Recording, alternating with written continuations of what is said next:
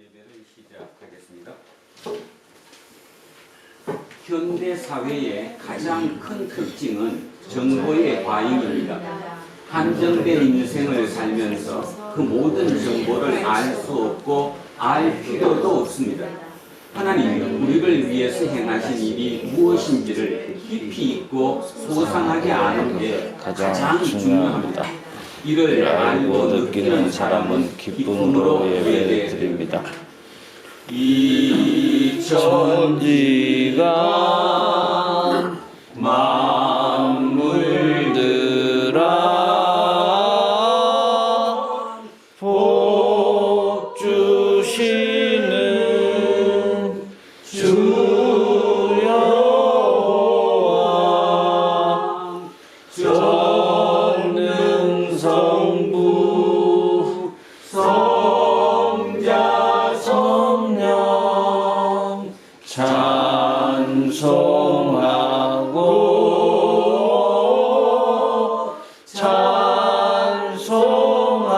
찬송하세. 아멘. 세상을 사랑하시어 외아들을 우리에게 보내주신 하나님, 하나님은 성육신의 신비에서 발현된 생명의 빛을 어둠 가운데서 살아가던 우리에게 비춰주시고 우리를 종말에 이루실 영광 생명에 참여하게 하셨습니다. 그 놀라운 구원의 빛이 우리의 영혼 속에서 타올라 우리의 실존과 운명 전체가 그 구원의 빛에 휩싸이도록 우리를 온전히 붙들어 주십시오. 이 시간 우리 모두 진실한 마음으로 기도하며 찬송합니다. 예수 그리스도 안에서 예수 그리스도를 통해서 그리고 예수 그리스도와 더불어 예수 그리스도를 향하여 우리 모두 하나님 앞에 바로 설 수 있게 하시고 살아가면서 하나님의 뜻을 드러낼 수 있게 해 주십시오. 길과 진리와 생명으로서 보이지 않는 하나님의 보이는 실체이신 그리고 세상 마지막 때 생명 심판을 위해서 우리에게 다시 오실 예수 그리스도의 이름으로 기도합니다. 아멘. 자비가 끝없으신 하나님, 우리를 불쌍히 여겨 주십시오. 학력이 높아지고 소유가 늘어나며 삶의 재미가 확대되는 풍요의 시대를 살면서 우리는 오히려 삶의 중심을 놓치고 있습니다. 주님, 우리를 불쌍히 여겨 주십시오. 우리는 이 지구에서 잠깐 머물다가 떠나야 할 나그네인데도 주인처럼 행세했습니다. 자기를 늘 중심에 두는 교만과 삶의 습관이 우리의 영혼을 지배하고 있기 때문입니다. 주님, 우리를 불쌍히 여겨 주십시오. 우리는 이렇게 한 해의 마지막 주일을 맞은 뒤에야 비로소 마지막이 온다는 사실을 절감합니다. 영적으로 무감각하게 살아왔으며 그래서 하나님 나라가 가까이 왔다는 말씀을 평소에 진실하게 받아들이지 못했습니다. 우리를 불쌍히 여겨 주십시오. 예수 그리스도의 이름으로 기도합니다. 아멘. 기도합니다.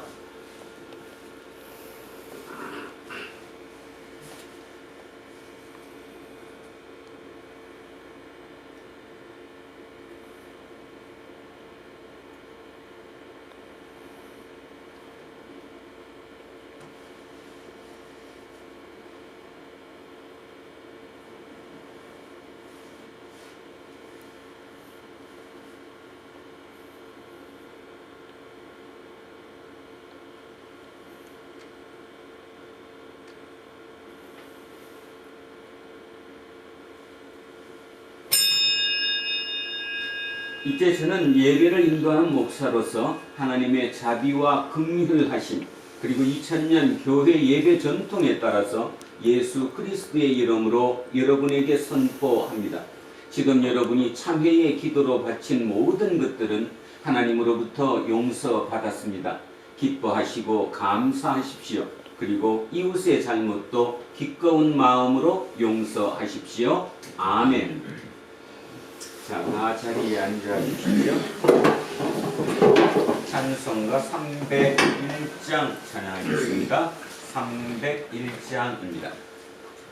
지금까지 지내온 것 주의 크신 은혜라 한이 없는 주의 사랑 어찌 이루 말하랴 작게나 주의 손이 항상 살펴주시고 모든 일을 주 안에서 형통하게 하시네. 몸도 마음도 연약하나 세임받아 살았네. 물 붓듯이 부으시는 주의 은혜 족하다. 사랑 없는 거리에나 험한 산길 헤맬 때 주의 손을 굳게 잡고 찬송하며 가리라. 주님 다시 배올라니 날로 다가와 무거운 짐 주께 맡겨 벗을 날도 멀잖네.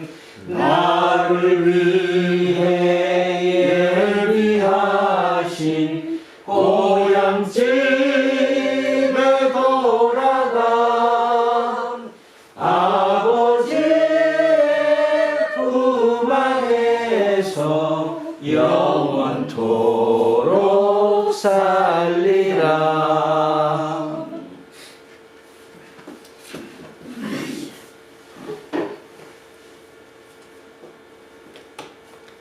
할렐루야. 아버지 하나님의 은혜를 찬양합니다. 어제는 저희에게 이 세상 살아가는 법을 가르치시려 아버지께서 독생자로 보내주신 날이었습니다.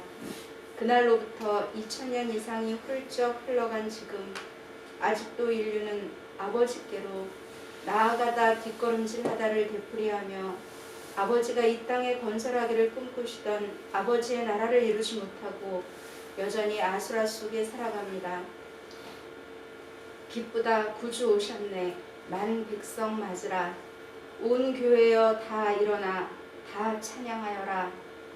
아버지를 멀리한 인류의 죄를 자신의 죽음으로 용서받게 하신 구주 예수가 성령으로 저희에게 다시 오셨으니 그를 기쁘게 맞이하며 그 은혜를 찬양한다고 해마다 때마다 노래하면서 왜 아버지의 나라는 여전히 유언한 것인지 반성합니다.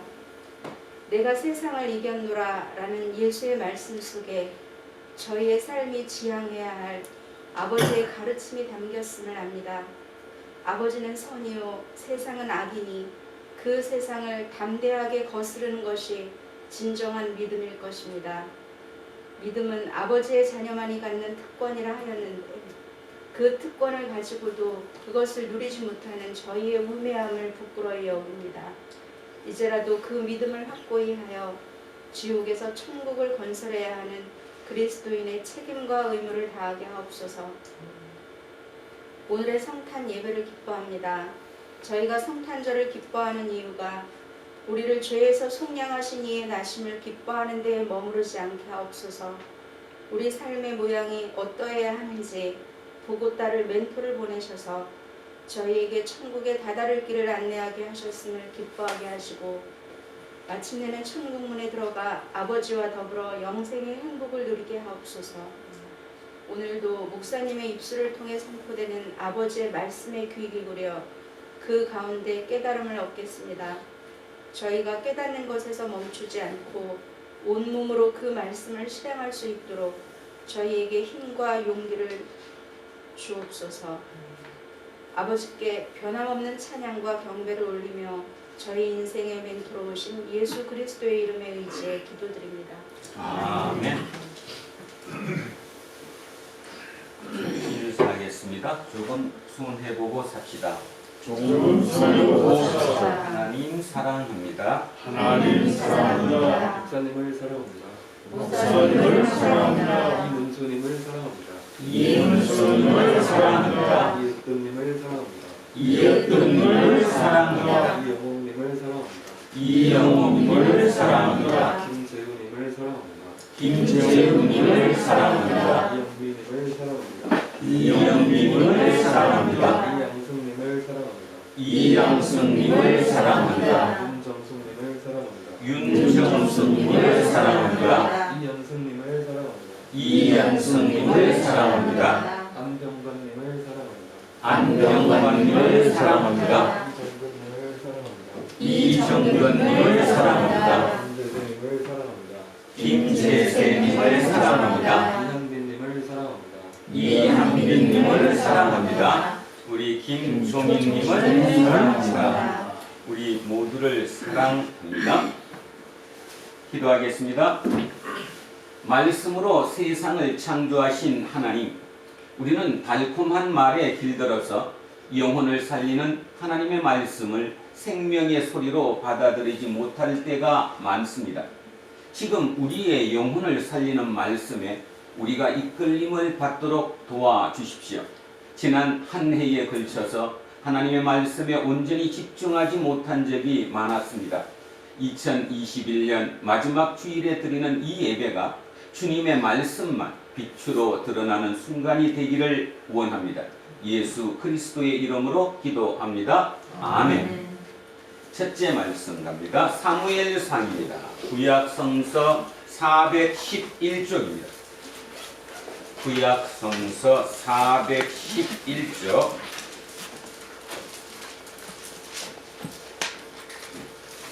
사무엘상 2장 18절에서 20절 그리고 26절입니다. 두 토막으로 나눕니다. 구약성서 411쪽 사무엘상 2장 18절에서 20절 그리고 26절. 자, 찾으셨으면 한 목소리로 합독하시겠습니다. 시작합니다. 사무엘은 어렸을 때에 세맞고 에봇을 입고 여호와 앞에 섬겼더라. 그의 어머니가 매년 드리는 제사를 드리러 그의 남편과 함께 올라갈 때마다 작은 겉옷을 지어다가 그에게 주었더니 엘리가 엘가나와 그의 아내에게 축복하여 이르되 여호와께서 이 여인으로 말미암아 내게 다른 후사를 주사 이가 여호와께 간구하여 얻어 바친 아들을 대신하게 하시기를 원하노라 하였더니 그들이 자기 집으로 돌아가매. 26절입니다. 아이 사무엘이 점점 자라매 여호와와 사람들에게 은총을 더욱 받더라. 아멘. 자, 성시교독 10편 148편으로 갑니다. 구약성서 909쪽입니다. 구약성서 909쪽 10편 148편 1절에서 14절까지 말씀입니다.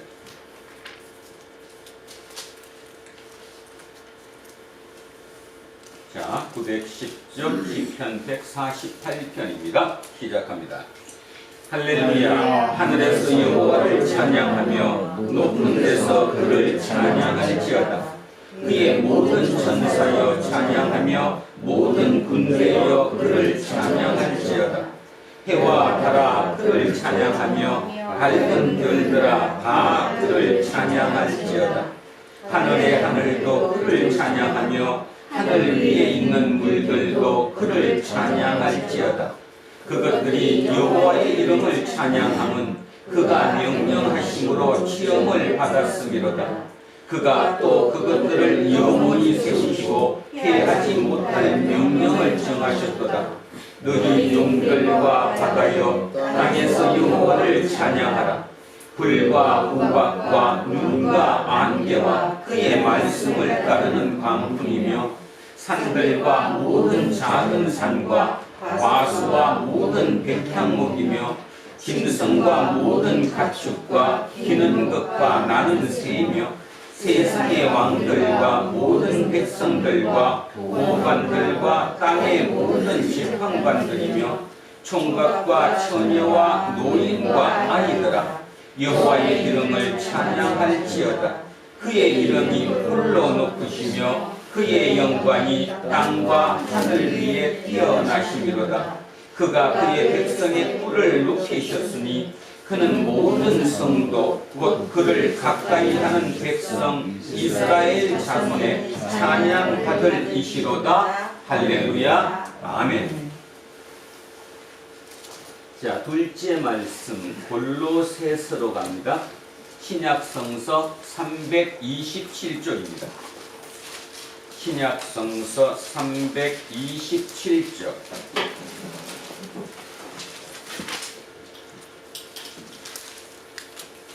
골로새서 3장 12절에서 17절까지 말씀입니다. 327쪽 골로새서 3장 12절에서 17절. 자, 시작합니다. 그러므로 너희는 하나님이 택하사 거룩하고 사랑받는 자처럼 긍휼과 자비와 겸손과 온유와 오래 참음을 못 입고 누가 누구에게 불만이 있거든 서로 용납하여 피차 용서하되 주께서 너희를 용서하신 것 같이 너희도 그리하고 이 모든 것 위에 사랑을 더하라. 이는 온전하게 매는 띠니라. 그리스도의 평강이 너희 마음을 주장하게 하라. 너희는 평강을 위하여 한 몸으로 부르심을 받았나니 너희는 또한 감사하는 자가 되라. 그리스도의 말씀이 너희 속성에 풍성히 거하여 모든 지혜로 피차 가르치며 권면하고 시와 찬송과 신령한 노래를 부르며 감사하는 마음으로 하나님을 찬양하고 또 무엇을 하든지 말에나 일에나 다 주 예수의 이름으로 하고 그를 힘입어 하나님 아버지께 감사하라. 아멘. 셋째 말씀 누가복음으로 갑니다. 신약성서 91쪽입니다. 앞쪽으로 나오셔서 91쪽. 신약성서 91쪽 누가복음 2장 41절에서 52절까지 말씀입니다. 누가복음 2장 41절에서 52절입니다. 자, 찾으셨으면 시작합니다. 그의 부모가 해마다 6월절이 되면 예루살렘으로 가더니 예수께서 12살 되었을 때에 그들이 이 절기의 관례를 따라 올라갔다가 그 날들을 마치고 돌아갈 때에 아이 예수는 예루살렘에 머무셨더라. 그 부모는 이를 알지 못하고 동행 중에 있는 줄로 생각하고 하룻길을 간 후 친족과 아는 자 중에서 찾되 만나지 못함에 찾으면서 예루살렘에 돌아갔더니 사흘 후에 성전에서 만난즉 그가 선생들 중에 앉으사 그들에게 듣기도 하시며 묻기도 하시니 듣는 자가 다 그 지혜와 대답을 놀랍게 여기더라. 그의 부모가 보고 놀라며 그의 어머니는 이르되 아이야 어찌하여 우리에게 이렇게 하였느냐. 보라 내 아버지와 내가 근심하여 너를 찾아노라. 예수께서 이르시되 어찌하여 나를 찾으셨나이까. 내가 내 아버지 집에 있어야 될 줄을 알지 못하셨나이까 하시니 그 부모가 그가 하신 말씀을 깨닫지 못하더라. 예수께서 함께 내려가사 나사렛에 이르러 순종하여 받으시더라. 그 어머니는 이 모든 말을 마음에 두니라. 예수는 지혜와 키가 자라가며 하나님과 사람에게 더욱 사랑스러워 가시더라. 아멘. 오늘 주신 말씀입니다. 이사야 13장입니다. 982쪽입니다. 자, 오늘 본문이 좀 깁니다. 천천히 머릿속에 그림을 그리시면서 천천히 합독하시겠습니다. 아모스의 아들 이사야가 바벨론에 대하여 받은 경고라. 너희는 민둥산 위에 기치를 세우고 소리를 높여 그들을 부르며 손을 흔들어 그들을 존귀한 자의 문에 들어가게 하라. 내가 거룩하게 후회한 자들에게 명령하고 나의 명을 기뻐하는 용사들을 불러 나의 노여움을 전하게 하였느니라. 산에서 무리의 소리가 나며 많은 백성의 소리가 들이 곧 열국 민족이 함께 모여 떠드는 소리라. 만군의 여호와께서 싸움을 위하여 군대를 검열하심이로다. 우리가 먼 나라에서 하늘 끝에서 왔으며 곧 여호와와 그의 진노의 병이라. 온 땅을 멸하려 함이로다.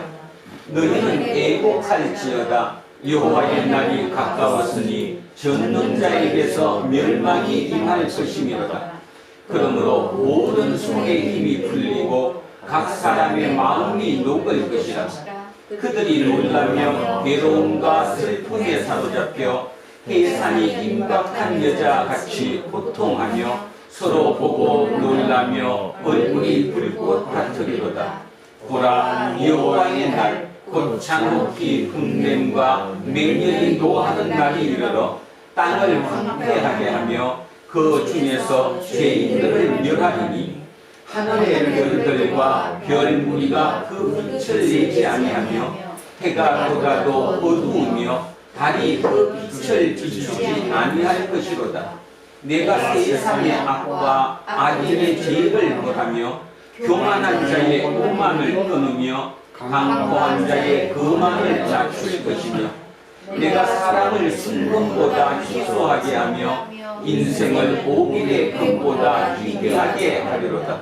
그러므로 나 만군의 여호와가 분하여 맹렬히 노하는 날에 하늘을 진동시키며 땅을 흔들어 그 자리에서 떠나게 하리니 그들이 쫓긴 노루나 모으는 자 없는 양같이 각기 자기 동족에게로 돌아가며 각기 본향으로 도망할 것이나 만나는 자마다 창에 찔리겠고 잡히는 자마다 칼에 엎드러지겠고 그들의 어린아이들은 그들의 목전에서 매우 침을 당하겠고 그들의 집은 노략을 당하겠고 그들의 아내는 욕을 당하리라.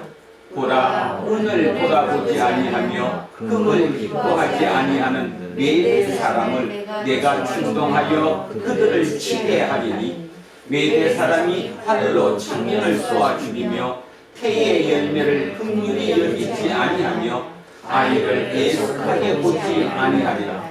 열국의 영광이요 갈대아 사람의 자랑하는 놀이개가 된 바벨론이 하나님께 멸망당한 소돔과 고모라 같이 되리니 그곳에 거주할 자가 없겠고 거처할 사람이 네 해에 없을 것이며 아라비아 사람도 거기에 장막을 치지 아니하며 목자들도 그곳에 그들의 양떼를 지배하지 아니할 것이요 오직 덜 짐승들이 거기에 엎드리고 부러지는 짐승이 그들의 가옥에 가득하며 타조가 거기에 깃들이며 덜 양이 거기에서 뛸 것이요 그의 궁성에는 성냥이가 부러질 것이요 화려하던 궁전에는 덜기가 울 것이라. 그의 때가 가까우며 그의 날이 오래지 아니하리라. 아멘.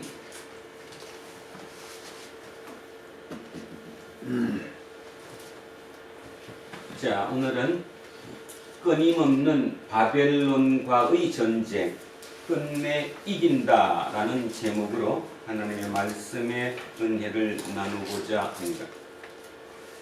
오늘 우리 읽었던 본문은 길기는 했지만 결론적으로 머릿속에 그림을 쭉 한번 그려보시면 바벨론이 뭐 한다는 겁니까?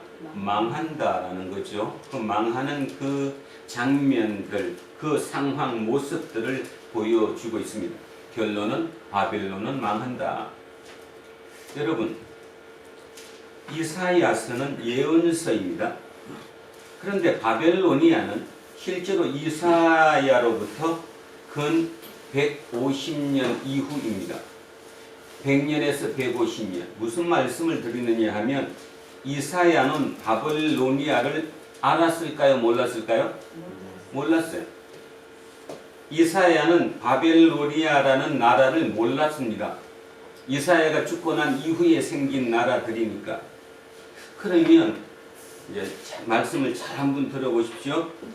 신학자들 중에는 많은 사람들이 예언서라는 것이 눈을 가만히 감고 어떤 통찰력을 가지고 하나님이 불러준 대로 쓴 거다라는 신학자들이 일부 있습니다. 나누면, 그러니까 그분들에 따지면 왜 모르냐? 하나님은 신이시니까 다 안다. 신이 이사야의 생각을 통해서 그렇게 표출하면 뭐 왜 모르는 게 어디 있냐? 자, 이러는 주장이 있고요. 한쪽의 신학자들은 이렇게 얘기합니다. 이 성경이라고 하는 것이 오랜 기간 동안 거쳐서 우리에게 온 것이기 때문에 사이사이 이후의 사람들이 거기다가 갖다 집어넣었다는 거죠. 말의 표현을 그 시대마다 이해를 돕기 위해서. 결국은 뭔 말인가 하면 다 끝난 결론을 보고 썼다라는 거예요. 자, 예를 듭시다. 우리는 단군 조선이를 뭐라고 부르는데, 단군 조선을 뭐라고 불러요? 단군, 자, 하나 또 질문할게요. 단군 조선이 우리는 2333년 전, 그러니까 쉽게 말해서 기원전 2333년 전에 세워진 나라라고 불러요. 그러면 그때 처음 세워졌을 때 그 나라 사람들이 우리나라 이름이 고조선이야 했을까요? 안 했을까요? 했겠어요? 안 했겠어요? 안 했죠. 그러면 고조선은 언제 생긴 겁니까? 그 이름이 언제 생긴 거냐고. 이후에 생긴 거죠. 이후에. 그러면 고조선의 뜻이 뭐예요? 조선의 고, 오랜, 옛날의 조선이었다는 거예요. 옛날의 조선. 그래서 고조선이에요. 고조선에 대한 얘기가 역사서에 기록된 것은 김부식의 뭐죠? 삼국사기. 맞죠? 삼국사기에 기록되어 있습니다. 김부식은 신라 말에서 고려 초에 삼국사기가 쓰여졌습니다. 오랜 세월이 흐른 후에 그 기록을 썼다라는 거예요. 그러니까 어떻게 됩니까? 실제 그 상황을 뒤에서 다시 다 갖다 그대로 하나하나 다 쓴 게 아니라 전체 통으로 보고 이렇게 갖다가 썼다라는 거죠. 그런 논리로 따지면 이사야서 오늘 우리 읽었던 13장 이 얘기도 이사야가 분명히 예언한 내용은 맞지만 그게 뒤인가 세월이 흘러서 뒤에 어딘가에 이렇게 믹싱이 돼서 그 시대 사람들이 잘 알 수 있게끔 바꿔놓지 않았을까 뭐 이런 얘기도 합니다. 저는 어떻게 생각하느냐, 두 개가 다 맞다고 생각하는데 저는 오늘 제 얘기를 한번 잘 들어보십시오. 바벨로니아라고 부르는 바벨론이 이사야 이후에 100년 이후에 생긴 나라가 맞긴 맞습니다. 그런데 조심할 것은 바벨론이라는 이 나라가 우리나라 고조선이 있었던 것처럼 그 시대, 쉽게 말해서 우리나라 고조선이 생겼던 약 한 주전 2300년 전에 그 메소포타미아 그 지역에 바벨론이라는 고바벨로니아가 있었습니다. 고바벨로니아. 그러니까 제가 고자를 써줬습니다. 우리가 고조선이라고 하는 것처럼 바벨로니아의 예전에 그 고바벨로니아가 있었다. 그러면 우리는 성경을 읽으면서 역사 공부를 하는 것은 아니지만 그 바벨로니아, 그 바벨론이 성경에서 의미하는 바가 뭔가를 깊이 한번 찾아봐야 된다는 거죠. 자, 그래서 공부 좀 한번 하겠습니다. 어쩌면 이 공부가 여러분 인생을 바꿀 수 있는 공부이기도 하리라고 생각합니다. 그리고 또 하나는 희망을 갖는 것은 제가 이렇게 오늘 이병선 2021년 12월 26일에 이병선 목사는 이렇게 해석을 했지만 10년 뒤에 이병선 목사는 어떻게 해석할까 설레이기도 합니다. 그 말의 의미는 뭐냐면 아직도 저는 완성된 것이 아니라 완성을 향해서 아니 미완이지만 조금 더 성숙하고 더 업그레이드 되기 위해서 앞으로 나가는 단계에 있다는 사실을 기억하며 같이 이 말씀을 나누었으면 합니다. 여러분 니무롯 기억하십니까? 니무롯 기억하시는 분들도 꽤 계실 거고 뭐 젊은 친구들은 뭐 니무롯이 누구야? 니무롯 모르겠죠. 자, 그래서 거기부터 한번 찾아보고자 합니다. 창세기 10장으로 갑니다. 창세기 10장입니다.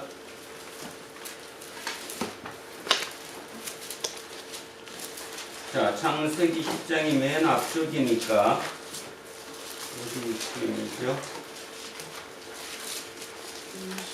12페이지. 12쪽 정도 되겠네요. 자, 창세기 10장입니다. 10장에 8절부터 같이 읽습니다. 좀 집중 좀 해서 들으시면 도움이 많이 될 것입니다. 자, 창세기 10장 8절부터 같이 합독합니다. 천천히 생각하시면서 시작합니다. 구스가 또 니무롯을 낳았으니 그는 세상의 첫 용사라. 그가 여호와 앞에서 용감한 사냥꾼이 되었으므로 속담에 이르기를 아무는 여호와 앞에 니무롯같이 용감한 사냥꾼이로다 하더라. 그의 나라는 시날 땅의 바벨과 에렉과 악갓과 갈레에서 시작되었으며 그가 그 땅에서 아수르로 나아가 니느웨와 르호보딜과 갈라와 및 니느웨와 갈라 사이에 내센을 건설하셨으니 이는 큰 성읍이라. 아멘. 여기까지. 다시 한번 보겠습니다. 8절. 구스가 누구냐 하면 노아의 손자입니다. 머릿속으로 그림을 그십시오. 자, 노아가 새로운 창조를 했습니다. 하나님이 홍수로 심판을 하시고 노아의 가족을 통해서 세상을 다시 한번 구하셨습니다. 그 의미는 무슨 뜻일까요? 다시 한번 시작해봐라.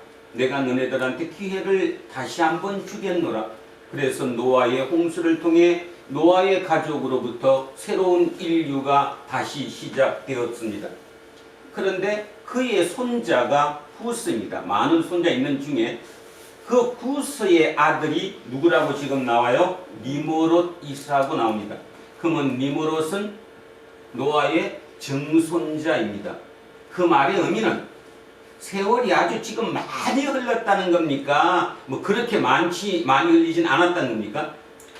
그렇게 많이 흐른 건 아니라는 거죠. 새로운 홍수 이후에 새롭게 시작되는 그 세상에 그렇게 오래 걸리지 않아서 다시 니무롯이 나왔는데요. 자, 그 니무롯을 뭐라고 표현했죠? 첫 뭐라고 나왔어요? 첫 용사라고 나왔습니다. 첫 용사. 여기는 이제 첫 용사라고 하니까 첫이라는 말은 처음이라는 거잖아요. 자, 새롭게 시작된 그 인류의 처음으로 용사가 나왔다. 그러면 이제 이거는 우리가 들으면 용사, 힘센 사람이다. 단순히 뭐 이렇게 생각할 수 있는데 역대기에 보면 표현을 멋있게 해놨습니다. 영걸이라. 첫 영걸이라. 영걸. 뭐의 약자 같은데? 영웅호걸. 영웅호걸. 영웅호걸이다. 우리는 동양적인 그 사람이라서 영웅호걸 그러면 머릿속에 영웅호걸 대충 감 잡아요. 영웅호걸. 쉽게 얘기해서 홍수 이후에 새롭게 시도된 이 인류가 만들어낸 그러니까 처음으로 등장한 영웅호걸 그 이름이 누구라고요? 니무롯입니다. 머릿속에 잘 하셔야 됩니다. 니무롯은 홍수 이후에 새롭게 재편된 새롭게 시작된 그 인류의 첫 용사 영웅호걸 그를 니무롯이라고 얘기합니다. 그러면 그 니무롯은 지금으로 따지면 지금 우리 시대로 따지면 무슨 말입니까? 카리스마도 있고 그죠? 리더십도 엄청나게 강한 진짜 대단한 리더십을 가진 사람이다 그 말이죠. 그 사람 이름이 니무롯입니다. 자, 9절에 뭐라고 그랬냐 하면 이렇게 표현했습니다. 그러니까 니무롯이 여호와 앞에서 용감한 사냥꾼이 되었으므로 용감한 사냥꾼이 되었대요. 그러니까 영웅호걸이에요. 그러니까 대단한 거죠. 남들은 조그만 그 사냥감 새 정도만 한다면 쉽게 얘기해서 니무롯은 호랑이를 잡았대거나 사다를 잡았대거나 그죠? 대단한 사냥꾼이었다 이 말입니다. 사냥꾼이 의미하는 바가 뭘까요? 이 시대만 하더라도 인간과 짐승, 인간과 동물 사이에 경계가 흐릿했어요. 흐릿했다는 말의 의미가 뭡니까? 동물이 인간을 공격했다는 것이고 거꾸로 인간도 자기를 지키기 위해서 동물을 공격했다는 거고 적대 관계가 일어났다라는 거거든요. 적대 관계가. 그렇다면 당연히 그 시대에 그 목축이 아니라 그 수렵 시대니까 이 시대가 수렵 시대잖아요. 수렵 시대니까 당연히 세상의 짱은 누구예요? 아니 그냥 상식으로 수렵 시대의 세상의 짱이 누굴까요? 그렇지, 사냥꾼 중에 뛰어난 사냥꾼. 그죠? 그래서 사냥꾼이에요. 그러니까 머릿속에 제가 뭔 얘기를 하는지 아시죠? 머릿속에 사냥꾼 그림을 그리지 말라 이 뜻이에요. 자, 2021년으로 바꿔서 해봅시다. 21세기에 니는 누굽니까 지금? 우리 머리에 영웅호걸 이 시대에 21세기에 하면 떠오르는 사람 딱 정해져 있잖아요. 스티브 잡스. 그죠? 그 다음에 마이크로소프트를 만든 누구? 빌 게이츠. 근데 이제 그들도 가버렸어. 갔어요 이제. 새로운 세대가 누구예요? 하나밖에 없어. 딱 한 사람이 지금. 일론 머스크입니다. 일론 머스크. 그죠? 사냥을 잘 해요 안 해요? 잘할 정도가 아니죠. 그냥 썰어버려요. 썰어버려. 그 생각을 가지셔야 합니다. 인류 역사상 최초의 카리스마를 가지고 영웅호걸로 모든 사람으로부터 심지어는 하나님으로부터라도 인정받았던 그 사람 이름이 누구라고요? 니무롯이다 이런 뜻입니다. 니무롯 머릿속에 꼭 기억하셔야 됩니다. 그런데 중요한 거 속담이 생겼대요. 니무롯 때문에. 어떤 속담이 생겼대요? 누구누구는 여호와 앞에 니무롯같이 용감한 사냥꾼이로다. 쉽게 말해서 속담이 생겼다는 말의 뜻이 뭡니까? 기준이 되었다는 거잖아. 기준. 제가 이렇게 설교하고 우리 젊은 친구들과 얘기를 나눕니다. 제 개인적으로 마음속에 갖고 있는 소망은 뭘까? 너네들 중에 제2의 제3의 일론 머스크가 나와야 된다 이거거든요. 따지고 들면 꼭 뭐 그처럼 저런 뭐 전기차를 만들어서 이런 뜻이 아니라 세상에 영향을 미칠 수 있는 영웅호걸이 나와야 된다는 거예요. 그런데 예를 들어서 이한빈이가 영웅이 된다. 그럼 이한빈 영웅들 이런 소리를 하지 않잖아요. 제2의 누가 되라? 일론 머스크가 돼야 된다. 이렇게 표현했다는 거예요. 쉽게 말해서 니무롯은 인류 역사상 최초의 기준이 되었다라는 사람이라는 거예요. 니무롯이 기준이 된 거예요. 그래서 사람들 중에 좀 뛰어나면 너가 니무롯이구나 이렇게 했다라는 뜻입니다. 10절에 갑니다. 그의 나라는 중요한 표현에 나왔습니다. 니무롯은 영웅호걸로 끝난 게 아니라 뭐를 세웠다는 거예요? 나라를 세웠다. 나라가 생겼다는 거예요. 조직이 생겼다는 거예요. 그 나라가 시날 땅에 바벨과 에렉과 악갓과 갈레에서 시작되었으며 많이도 세웠죠. 시날 땅에 벌써 바벨, 에렉, 압갓, 갈레 네 군데예요.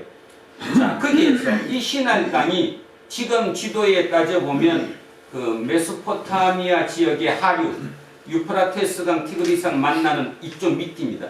여기서 조금 더 내려가면 여러분 머릿속에 자주 나오는 우르가 나옵니다. 우르가 어디죠? 누구죠? 우르 하면 떠오르는 게 있는데 갈대아 우르. 우르가 어디예요?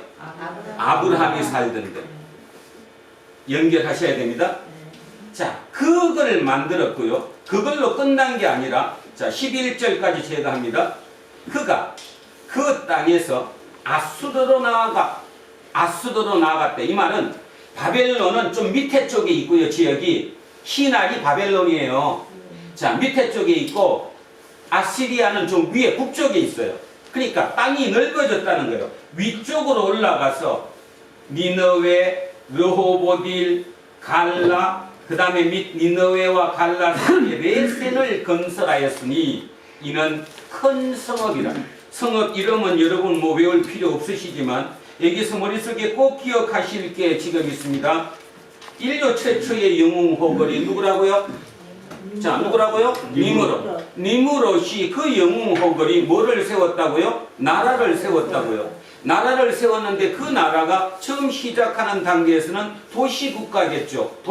도시를 만들었다는 거예요. 시날 땅이 쉽게 말해서 바벨로니아인데 그 바벨로니아에 몇 개의 도시를 세웠고 4개를 세웠고 북쪽으로 올라가서 아시리아 지역에 몇 개를 세웠고 4개. 그래서 도합 8개의 나라, 도시가 건설됐다는 거예요.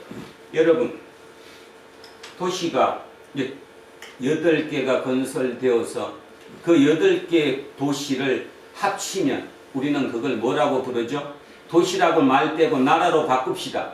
나라가 8개를 만들었어요. 그 나라 8개가 하나로 합쳐졌어요. 힘이 세졌어요? 안 세졌어요? 세졌어요. 그 힘 세진 그 나라를 우리는 뭐라고 표현하느냐 하면 제국이라고 표현합니다. 제국이 생긴 거예요. 인류 역사의 최초로 제국이 생겼습니다.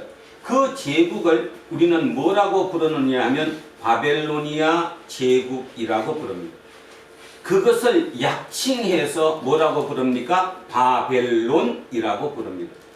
자, 그러면 어떻게 만들었는지 만드는 과정을 한 번 더 합니다. 자, 만드는 과정이 11장입니다. 11장에 바로 바벨탑 얘기가 나오죠. 자, 이걸 읽으면 좀 전에 설명드렸던 게 머릿속에 조금 더 와닿을 것입니다. 같이 읽겠습니다. 9절까지는 같이 읽습니다. 자, 11장 1절에서 9절입니다. 천천히 그림을 그리면서 시작합니다.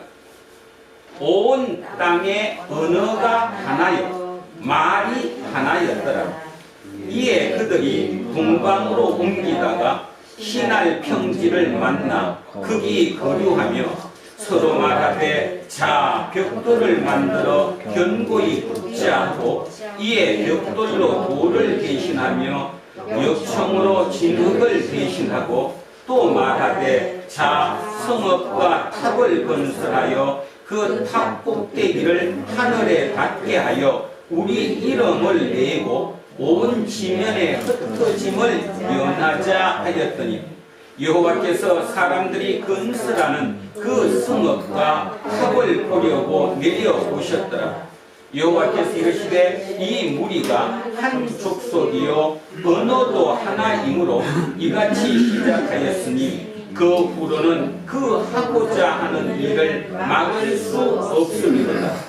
자, 우리가 내려가서 거기서 그들의 언어를 혼잡하게 하여 그들이 서로 알아듣지 못하게 하자 하시고 여호와께서 거기서 그들을 온 지면에 흩으셨으므로 그들이 그 도시를 건설하기를 그쳤더라.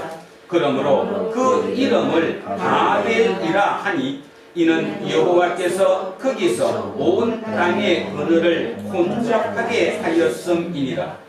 여호와께서 거기서 그들을 온 지면에 흩으셨더라. 아멘.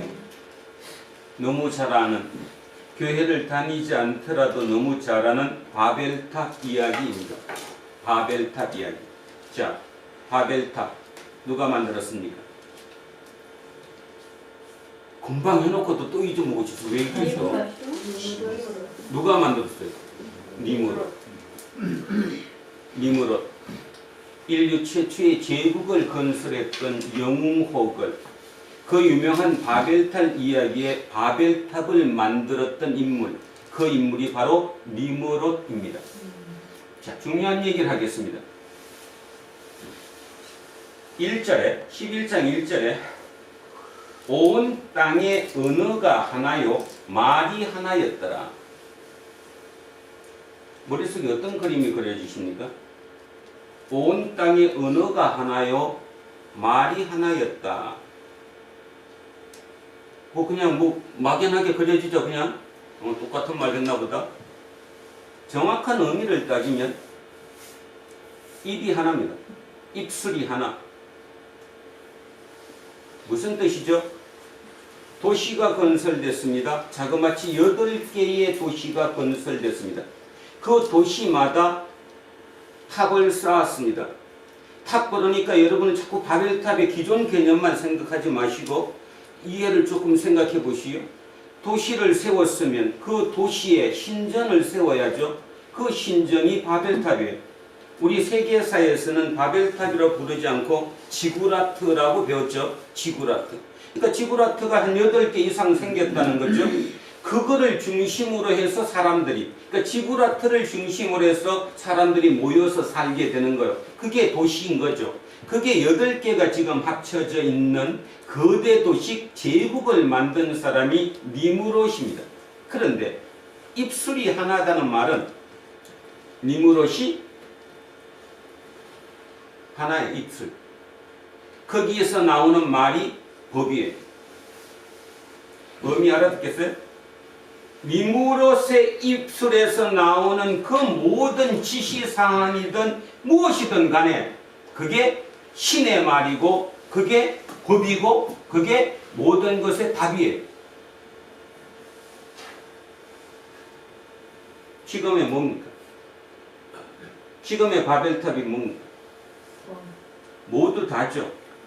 특별히 민주주의적인 이쪽 나라보다는 사회주의 성향을 띠는 중국의 시진핑이라든가 북한의 김정은 같은 경우는 입이 하나죠.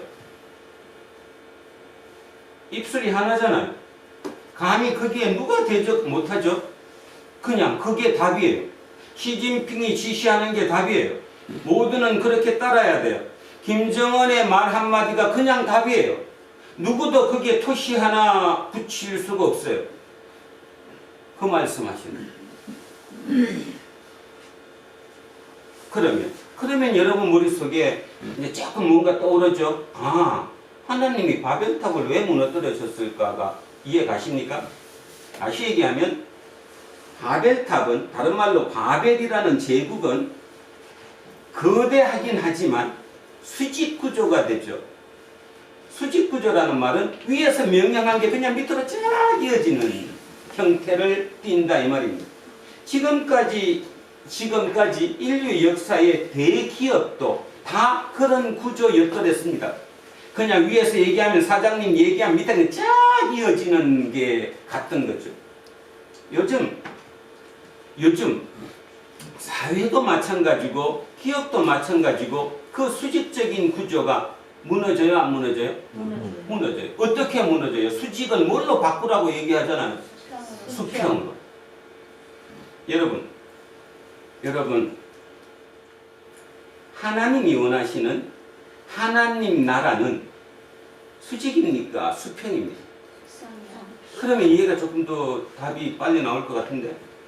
하나님이 원하시는 하나님의 나라는 수직이 아니라 수평이에요.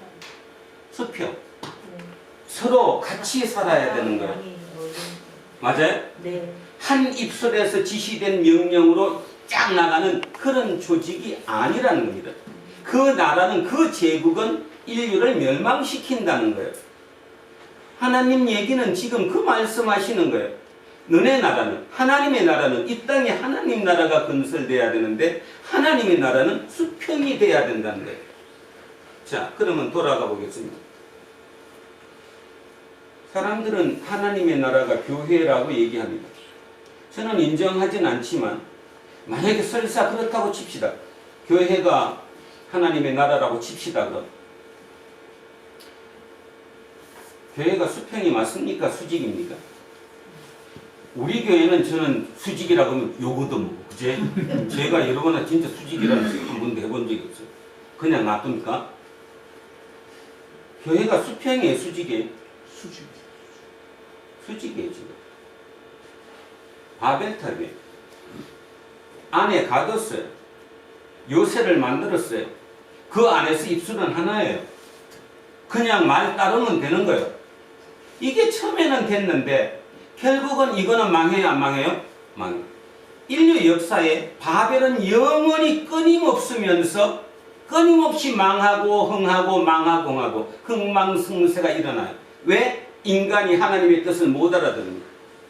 제 생각은 그렇습니다. 교회는 그곳이고 우리는 성경을 읽고 하나님을 읽는 그것 때문이라고 생각합니다.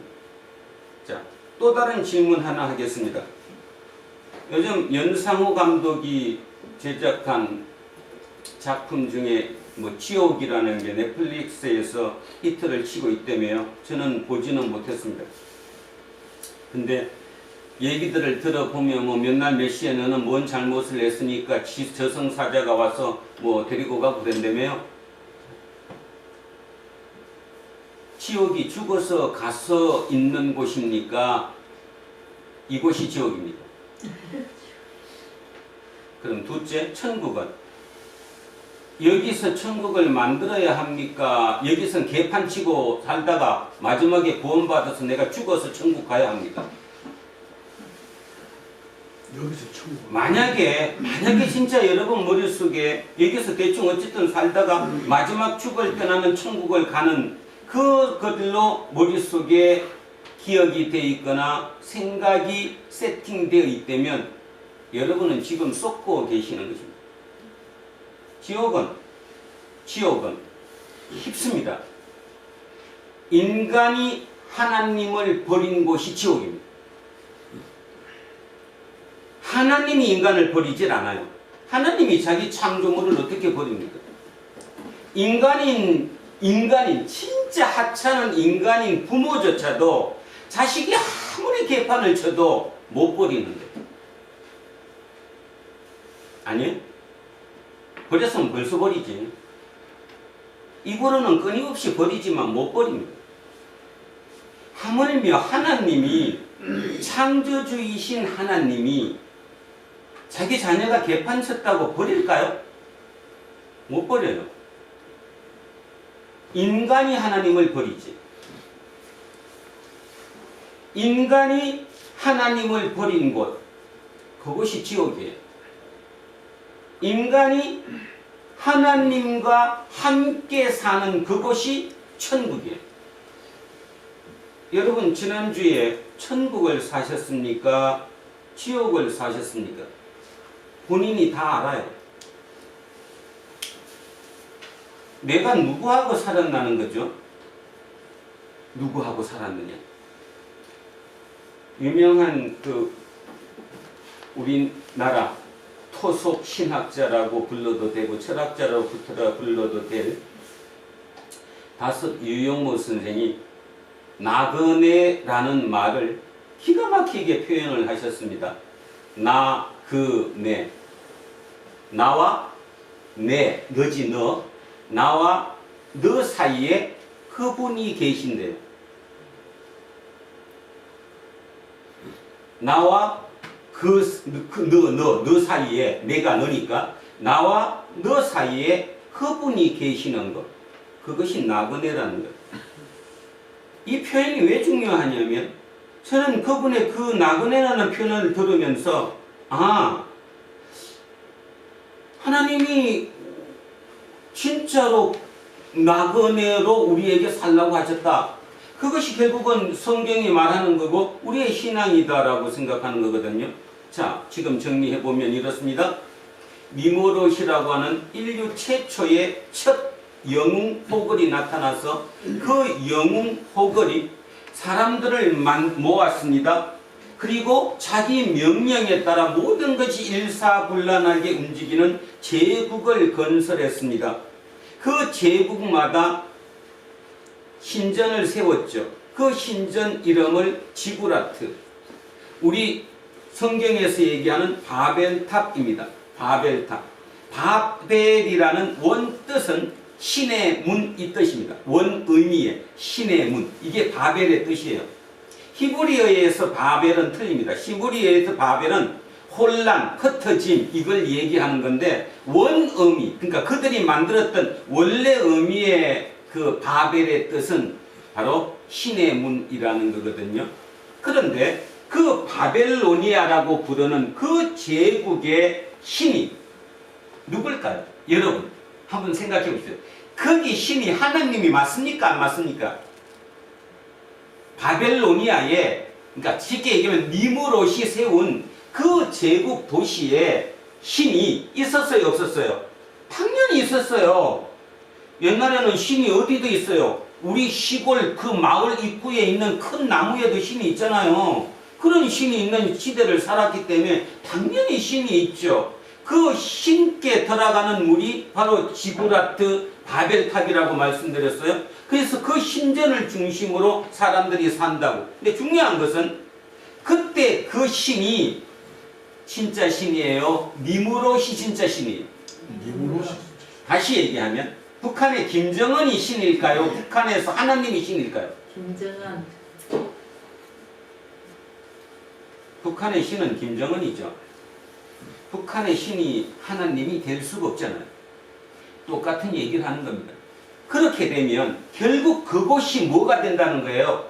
그 제국이 뭐가 된다는 거예요? 좀 전에 설명했는데 지옥이 된다는 거예요. 하나님을 버린 인간들이 모여 사는 그 집단, 그 멋들어진, 거기는 얼마나 화려한지도 몰라요. 얼마나 충성하면 많이 바로 주는지도 몰라요. 하나님께 충성하면 한참 걸려서 주는데 거기는 그 신한테는 충성하는 순간 바로 떨어져요. 뭔가가. 세상의 조직은 모든 조직이 바벨론이에요. 바벨론의 의미가 그 의미라는 거예요. 그래서 그 바벨론은 지금도 있어요, 없어요? 있을 정도가 아니라 우리는 의식하지 못하지만 우리 이 땅에 지금 2021년을 이제 살아가고 이제 2022년을 맞는 이 대한민국의 우리 모두, 아니 지구별의 모든 사람들이 자기도 의식하지 못하는 순간에 지금 바벨탑에 갇혀 있어요. 인정하십니까? 여러분이 지금 바벨탑에 갇혀 있다는 거 인정하십니까? 거기에서 하나님을 찾는데 그 하나님이 참 하나님입니까? 아니면 바벨탑의 주인, 그 주인이 돈이라면 그 돈이 주신이고 그냥 그 신한테 버림받았을 때 내가 대타로 내 마음을 위로받고 싶고 내 뭔가를 좀 이렇게 도움받고 싶은 부차적인 신이십니다. 여러분께 하나님은 누구입니까? 하나님이 주신이십니까? 내 생명의 근원이 그분께 있다고 진짜 믿습니까? 아니면 남들처럼 부차적인 신입니까? 나를 위로해주는 신? 내 힘들 때마다 나에게 격려해갖고 힘을 푹푹 붙여주는 신? 그 신이 하나님이십니까? 우리는 오늘 진짜 중요한 생각을 가져야 한다고 저는 생각합니다. 자, 오늘 기도할 때도 이영옥 집사가 얘기했던 것처럼 예수는 이 땅에 오셔서 내가 세상을 이겼다라고 얘기했습니다. 그 표현을 달리 표현하면 예수님이 내가 세상을 이겼노라가 아니라 정확하게 표현하면 어떻게 해야 될까요? 내가 바벨론을 이겼노라가 정답이 되는 거죠. 내가 바벨론을 이겼어요. 어떻게 이겼죠? 예수님이 바벨론을 어떻게 이겼어요? 바벨론의 룰을 따르지 않음으로써 이겼어요. 그 룰을 따르지 않음으로써. 그래도 이해가 안 가면 자, 말을 조금 표현을 바꿔보겠습니다. 예수님이 이 땅에 33년의 그 생애는 힘든 생애였습니다. 힘든 생애. 기쁘다 구주 오셨네라고 얘기하지만 진짜 구주 입장에서는 기쁘지 않아요. 예수님이 이 땅에 올 때 예수님 그 한 분의 이 땅에 오는 것 때문에 2살 이하의 어린이가 학살당했다고 누가복음에는 표현되어 있습니다. 쉽게 얘기하면 세상이 너무 힘들어지고 모든 것이 바벨의 한 입술에 있는 명령에 의해서 통제되는 제국의 사회, 그래서 밑에 사람들이 진짜 죽어나가는 그 사회, 그들의 희생을 딛고 하나님이 독생자 예수를 이 땅에 보내셨어요. 진짜 기쁨인데도 불구하고 그 기쁨이 어떤 기쁨인가 알아야 돼요. 그냥 술 한잔 먹고 헬렐레 해서 좋아지는 그 기쁨이 아니에요. 어떤 기쁨입니까? 책임감이 막중한 기쁨. 진짜 내가 헌신하고 희생해야 될 기쁨. 예수는 그렇게 이 땅에 오셔서 33년을 살고 갔습니다. 질문합니다. 예수님은 이 땅에서 지옥을 사셨을까요? 천국을 사셨을까요? 진지하게. 예수님은 이 땅에서 지옥을 사셨을까요? 천국을 사셨을까요? 예수님은 천국을 사셨습니다. 왜죠? 왜? 하나님과 함께 사셨습니다. 그런데 우리는 어떻게 이게 세뇌가 잘못됐냐 하면 세상에서 나한테 어떤 상처, 마음이 막 내 맘대로 못해갖고 막 하는 그런 모든 것, 이 모든 것이 해결된, 진짜 항상 햇볕만 비치고 모든 게 좋은 그것에서 행복을 우리는 찾는 거예요. 그곳은 천국이 아니라 그곳은 지옥이에요. 천국이 그럴 수가 없어요. 어떻게 천국이 그렇게 건설될 수 있어요? 하나님의 날은 예수께서 이 땅에 오셔서 33년을 살아간 그 모든 그 발자취, 그것이 하나님의 나라예요. 하나님의 나라는 철저히 하나님의 법을 따랐지 절대로 바벨론, 세상의 법을 따르지 않았어요. 세상의 기준을 무시했어요. 무관심했어요. 그런데 저를 비롯한 여기에 있는 어느 누구도 세상의 기준에 그렇게 과격하게 눈 감을 수가 없다는 사실이 지금 우리의 딜레마이기도 합니다. 그래서 제가 오늘 제목을 썼어요. 끊임없는 바벨론과의 전쟁이에요. 우리의 삶 자체가 바벨론과의 전쟁이에요.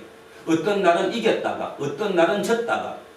그런데 틀림없이 한 가지 알아야 될 게 뭐냐면 끝내 뭐 한다? 끝내 이긴다. 우리가 결국 이긴다는 것. 이기는 그 힘이 저는 신성이라고 생각합니다. 내 속에 있는 위대한 힘, 하나님의 힘, 성령의 능력이라고 부르는 그 힘이 우리에게는 있기 때문에 우리는 결국 이긴다라는 거예요. 오늘 읽었던 13장도 바벨론을 이겼다는 표현을 의미를 알아들어야 돼요. 바벨론을 이겼다. 이사야가 했다. 그 얘기가 무슨 뜻인지를 알아야 돼요. 2700년 전 예언자가 이런 얘기했으니까 그게 우리랑 지금 뭔 상관이 있어요? 알아들어야지. 지금은 우리는 2700년 그때보다 더 큰 바벨론 속에 갇혀 있어요. 그곳에서 우리를 이겨야 된다는 거예요. 그러면서 저는 희망을 참 많이 봤습니다. 싱 어게인이라고 하는 지난번에 이성윤이 나왔던 시즌2가 되고 있습니다. 그게 어떤 가수가 나와서 참 노래를 불렀어요. 심사위원이었던 이선희 씨가 이런 표현을 하더라고요. 요즘 사람들은, 이 시대에 요즘 살아가는 사람들은 이 보컬, 목소리라는 거죠. 보컬에서 첫째, 무심함. 두 번째 개성, 세 번째 쓸쓸함을 찾는데, 다시 얘기하면 현대인들이, 지금을 살아가는 사람들이, 그 가수는 목소리가 생명이니까 그 목소리 중에 세 개를 갖춘 사람을 찾는다는 거예요. 첫째가 무심함, 둘째가 개성, 셋째가 쓸쓸함. 목사가 얘기 못하는 걸 참 50이 넘은 그래도 오랜 가수 생활했던 그 가수가 저렇게 자기 세계를 볼 수 있구나, 역시 눈이 남다르구나 하는 그 생각을 가졌습니다. 따져보겠습니다. 현대인들이 느끼는 게 무심함을 느낀다. 무심함이 뭘까요? 무심함이라는 말은 무관심한다는 뜻이 아니에요. 아니, 무시한다는 뜻도 아니고, 무심함은 세상의 큰 기준에, 다른 말로 하면 바벨론의 그 기준에 내가 그냥 눈 여쭈 돌리는 거예요. 나는 내 걸로 할 거야. 세상의 목소리는 톤이 높아야 된다, 고음을 내지를 수 있어야 된다, 아니면 임영웅이처럼 목소리가 미성이어야 된다, 어떤 기준이 정해져 있죠. 그런데 그 가수의 목소리는 그런 걸 가지지 않았어요. 터프해요. 도저히 그 목소리에서 노래가 나올 것 같지 않아요. 그런데 그 가운데 무심함이 있는 거예요. 세상에 그거에 내가 별로 그렇게 흔들리지 않는 나만의 무심함을 가지는 거예요. 그것이 무심함이에요. 두 번째는 당연히 개성이 있어야 되겠죠. 누구든 사람마다 목소리는 개성이 있으니까 저도 목소리가 개성이 있고 여러분 스스로도 목소리에 개성이 있잖아요. 세 번째, 쓸쓸함. 쓸쓸함이 묻어나면 안 되는 거 아니에요? 그런데 왜 이 시대의 사람들이 쓸쓸함을 원할까? 본인이 쓸쓸하니까. 본인이 쓸쓸하다는 말이 뭘까? 제국에, 쉽게 얘기해서 한 입술에서 나오는 그 통제된 속에, 모든 기준이 하나인 그 속에서 뭐 된 거예요 지금? 밑으로 떨어져 있다는 거잖아요. 중심에 있지 못하다는 거잖아요. 내가 그런 쓸쓸함이 있다라는 거잖아요. 그러니까 그 위로는 누군가의 목소리를 통해서 그 쓸쓸함이 내게 느껴질 때 내가 공감한다라는 얘기거든요. 무심함과 개성과 쓸쓸함은 바벨론이라고 하는 큰 제국의 한 입술에서 나온 그 통제 속에 소외된 자들이, 소외된 그들이 위로받을 수 있는 게 바로 세 가지라는 거예요. 이선이라는 가수는 그걸 표현해 내더라고요. 지금의 보컬은. 그래서 자기도 자기 보컬을 싫어한대잖아요.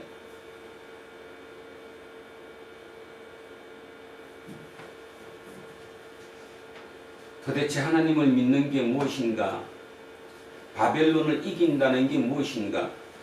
예수가 진짜 이 땅에서 내가 세상을 이기었노라고 할 때 그 표현이 정확하게 따지면 나는 바벨론을 이기었노라가 되는 건데, 그런데 과연 우리는 그 바벨론을 이기고 사는가? 아니면 바벨론 내에서 높은 곳, 그 높은 탑, 하나님께 더 가까이 올라가는 신께 더 가까운 그 높은 자리를 탐하기 위해서 내 모든 에너지와 내 모든 것을 소진하고 있지는 않은가?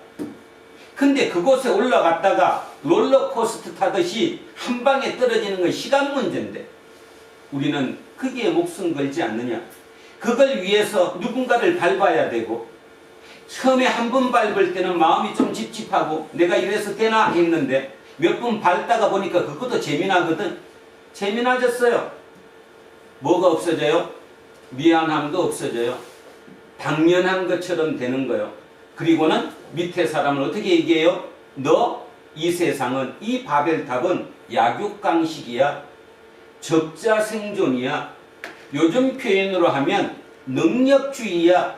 네가 능력이 없어서 못 들어온 거를 왜 나한테 탓해? 이런 구조로 이 세상이 가 있다는 거예요. 그러면 결국 다시 한번 얘기합시다. 여러분 살고 싶으시죠? 진짜 산다는 게 뭐죠? 생명을 얻고 싶잖아요.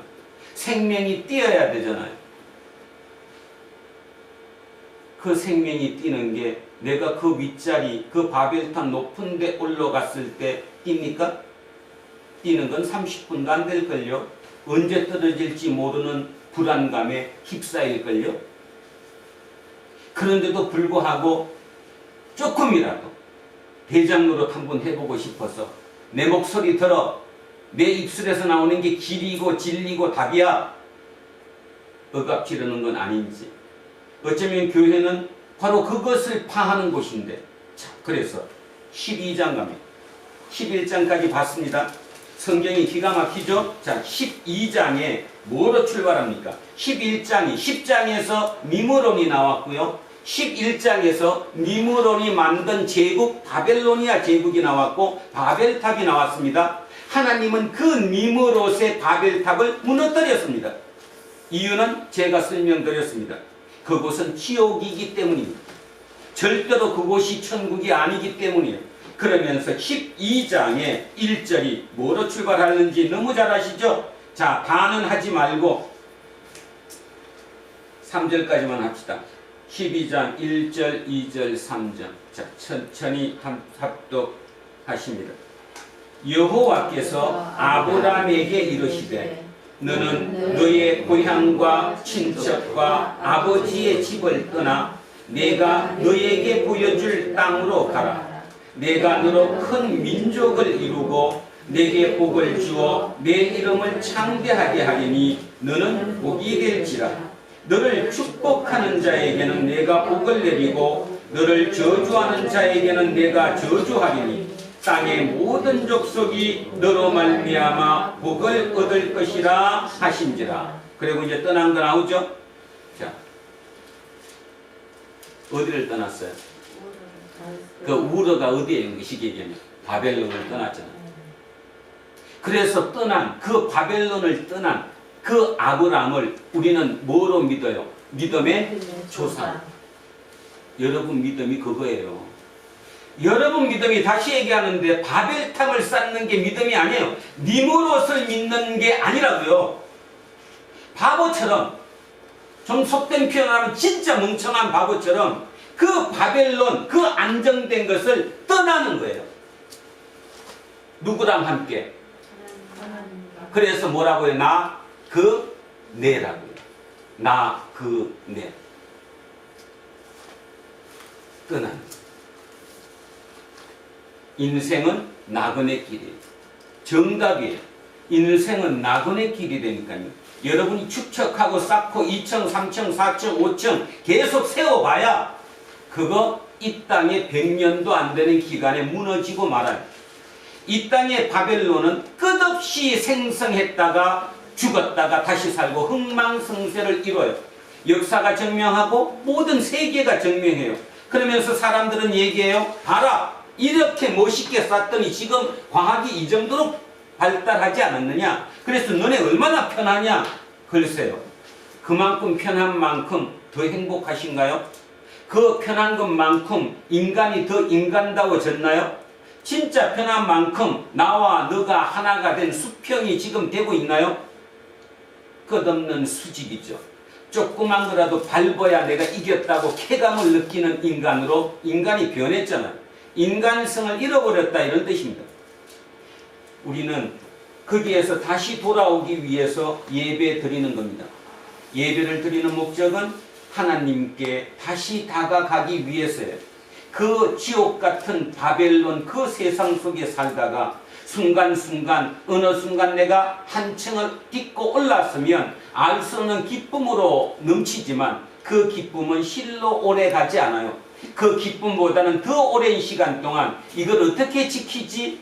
아니면 저 위층 다시 나보다 더 위에를 어떻게 올라가지? 그 불안 속에 살아가고 있거든요. 거기에서 멈추라는 거예요. 교회에 와서 하나님을 만나면서 멈추는 거예요. 예수의 삶을 통해서 우리가 멈추는 거예요. 아, 그래. 하나님의 나라를 살아야지. 내가 하나님의 기준으로 살아야지. 두 벌 옷을, 아니 겉옷을 달라 그러면 뭐를 주고? 속옷까지 주고. 오리를 가자 하면 몇 리를 가고? 10리를 가고. 이에서 이는 이로, 눈에는 눈으로, 이 법이 누구예요? 모세. 이에는 이로, 눈에는 눈으로. 모세. 그 법 만든 사람이 누구냐고?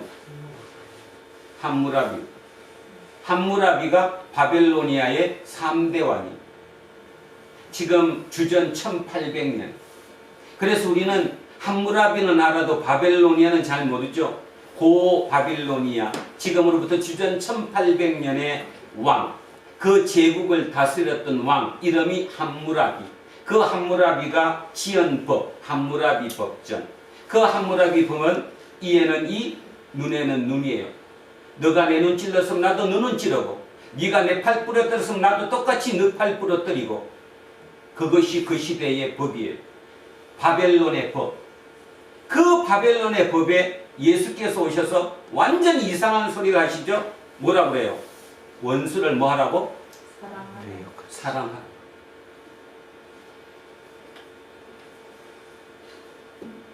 말이 안 되는 거거든요. 여러분 지금도 말이 안 되듯이 2000년 전에 함무라비 법전이, 다시 얘기하면 바빌로니아 법이 세상을 지배하고는 그 시대에 원수도 사랑하라고, 그도 따르면 속옷까지 주라고, 오리를 가자 하면 심리까지 가주라고. 도대체 그런 미친 사람이 어디 있습니까? 그분이 예수셨어요. 그 예수는 함무라비 법을 따른 게 아니라, 바벨론의 법을 따른 게 아니라 하나님의 법을 따랐기 때문입니다. 그래서 그들에게 졌지만 결국 이기셨어요. 부활하셨잖아. 그래서 우리에게 얘기하는 거예요. 너 겁먹지 마라. 세상 100년도 안 사는 거에 대해서 왜 겁을 먹어서 날마다 불안과 두려움에 떨고 사느냐. 2층 올라갈 때 그 2층 올라가는 그 기분은 잠시뿐이지 않느냐. 지키려고 불안하고 더 올라가려는 열망 속에 그 왜 마음 상처가면서 사느냐. 수직의 사회가 아니라 수평의 사회다. 너와 내가 함께 가는 사회다. 그것을 우리에게 일러준 것이지요. 오늘 2021년 마지막 주일을 보내고 이제 새로운 해를 맞이하면서 우리는 진짜로 많이 느껴야 합니다. 코로나를 통해서도 우리는 느낌이 많아야 합니다. 제가 모더나를 맞고 이렇게 며칠 굉장히 고생을 하고 있지만 그럼에도 불구하고 모더나는 맞아야 되겠죠. 근데요. 이런 생각 한번 해보셨습니까? 맞으면서도 참으로 찝찝하다는 사실을. 바이러스와 싸우는데 우리는 살만한 곳이니까, 다시 얘기하면 우리 바벨탑은 굳건하니까 우리 바벨탑 문을 닫고 이 안에서만 우리끼리 살면 우리는 된다라고 생각하는 이 자체가 얼마나 참 잘못된 것인지요. 델타 변이는 인도에서 나왔습니다. 오미크론은 남아프리카 공화국에서 나왔습니다. 이제 다음은 어디서 나올까요? 아마 모르긴 몰라도 아메리카, 남아메리카 쪽 어디에서 또 나오겠죠? 변이는 항상 나옵니다. 근데 그 변이가 어디서 나와요? 못 사는 동네에서 나오죠. 못 사는 동네, 쉽게 말해서 백신을 맞을 수 없는 나라들. 우리만 아무리 3차, 4차, 5차 안 죽는다고 맞아봐야 끝없이 백신은 새로운 변이로 우리에게 다가올 겁니다. 그러면 답은 딱 하나죠. 막으면 되지. 바벨탑은 요새야. 요새니까 문 닫아서 밖에 못 들어오게 하면 돼. 그랬더니 난리가 났어요. 그죠? 2년 살아보니까 어떻습니까? 우리 집 문 닫고 나그네가 아니라 너 없이 나만 혼자 살았더니 어떠시냐고. 기분 좋아요? 살만해요? 생각하며 살아가셨으면 하겠습니다. 그래서 두란노 공동체는 그런 곳이라고 믿습니다. 제가 모두에 말씀드렸듯이 제가 지금 설교하는 게 다 맞지 않을 수도 있습니다. 저도 압니다. 그럼에도 불구하고 제가 인간이라는 한계 속에 있다는 사실을 인정하지만 그럼에도 불구하고 날마다 위로하고 날마다 힘을 줘서 격려해서 2층에 있으면 3층으로 올라가라. 3층에 있는 사람에게 4층 가는 힘을 주는 것이 하나님의 나라는 아니다는 생각이 확연하게 듭니다. 더불어서 함께 사는 진짜 그런 곳, 진짜 나그네로 내 것에 집착하는 것이 아니라 같이 나누며 함께 살아갈 수 있는 곳, 그 나그네 길이 인생이라면 진짜 우리는 나그네 길을 살아야 하잖아요. 그런데 이런 불안감이 있습니다. 내가 집도 한 칸 없는데 연금도 별로 없는데 나 어떻게 살지? 그 두려움에 휩싸이는 것보다는 뭐를 해야 돼요? 그래, 그분이 계시지. 나그네는 혼자 가는 길이 아니야. 나만 가는 길이 나그네가 아니라 항상 너가 있어. 그 너를 누가 붙여주느냐 하면 그분이 붙여주셔. 그래서 셋이서 나와 너와 그분이 함께 만들어가는 길이 나그네 길이야. 그것이 인생이면 바벨탑을 쌓아서 위층 올라가는 그 인생보다는 더 행복하지 않을까? 아마 더 행복할 것입니다. 그 기쁨이 2층에서 3층 올라가서 느끼는 그 기쁨보다 훨씬 클 것입니다. 아마 그 두려움이, 그분이 함께 가는 그 두려움이 내가 스스로 바벨탑을 쌓아야 하는 그 두려움보다 훨씬 약할 것입니다. 그것을 믿어야 합니다. 그것이 하나님의 나라이죠. 그래서 사도 요한으로, 아니 침례 요한으로, 세례 요한으로 다시 돌아가면 하나님 나라가 가까이 왔다. 그러니 회개하라. 순서를 바꿔야 될 것 같아요. 하나님 나라는 이미 너한테 있다. 생각을 바꾸라고. 그러니까 순서가 회개해서 하나님 나라가 오는 게 아니고 하나님의 나라는 이미 있는데 내가 마음을, 생각을 못 바꾼 거죠. 그러니까 이미 하나님 나라는 여러분 속에 있다. 그 속에 네 생각을 전환시켜라. 이것이 회개 아닐까요? 예수님이 우리에게 그거 보여주신 것이 아닐까요? 자, 지난 올 1년 동안도 알게 모르게 그분이 우리의 길을 인도하셨습니다. 어떤 길은 열어주셨고요. 가지 말아야 될 길은 막아주셨습니다. 어떤 면에서 보면 열어준 길보다는 막은 것이 더 많겠죠. 그러다 보니까 마음속에 이건 뭐야? 왜 내 길이 이렇게 문이 자꾸 막혀? 문이 막힌다는 말은 다른 문을 보라는 것이거든요. 그 문이 닫혔는데 계속 그 문 두드리지 말고 다른 문을 보라는 얘기잖아요. 그것이 곧 뭐예요? 나그네잖아요. 나그네는 두려움 없이 새로운 문에 자꾸 도전하는 거잖아요. 그죠? 꼭 이 문만, 내가 알고 있는 내 속에 있는 요 틀, 그 틀이 바벨탑 아니에요? 그 바벨탑에 내가 갇혀 있는 순간 나는 결국 망하고 말아요. 죽고 만다고. 근데 이 문이 막히면 저 문이 있다라고, 진짜 그분이 나와 함께 저 문을 열어줄 거라고 계속 문을 두드리면서 가는 그곳, 그것이 하나님 나라 아니겠습니까? 2022년을 맞이합니다. 세상은 급격하게 변화하고 있습니다. 그 변화에 살아갈 수 있는 길은 내 문을 지키는 것이 아니고 내 바벨탑을 지키는 것이 아니고 새로운 문을 찾아가는 것입니다. 두려움 없이, 걱정하지 말고, 염려하지 말고 설레임으로 다음 문을 열어가는 불안노 공동체 모든 식구들이 되셨으면 참으로 좋겠습니다.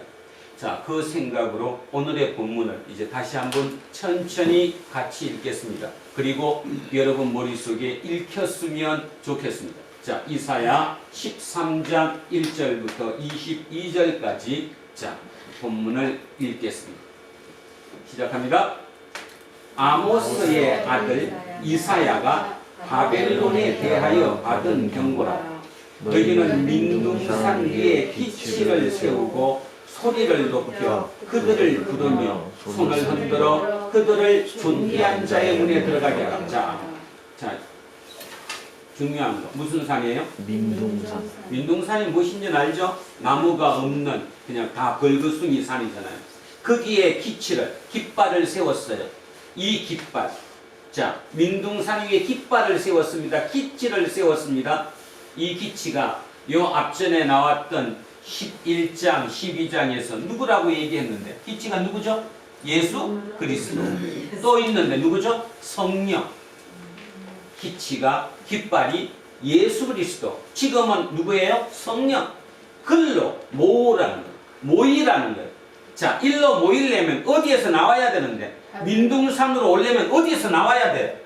바벨탑에서 나와야 돼.